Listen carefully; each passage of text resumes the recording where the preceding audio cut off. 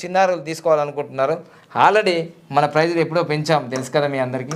So ప్రస్తుతం అయితే మనకు 15,999 ఉంది ప్రస్తుతం.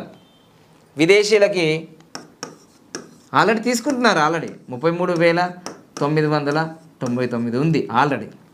నేను ఇప్పుడు ఏం చెప్తున్నానంటే చిన్నపిల్లలందరికీ చిల్డ్రన్స్, ఎందుకంటే మీరు సంపాదించేదంతా పిల్లల కోసమే కదా.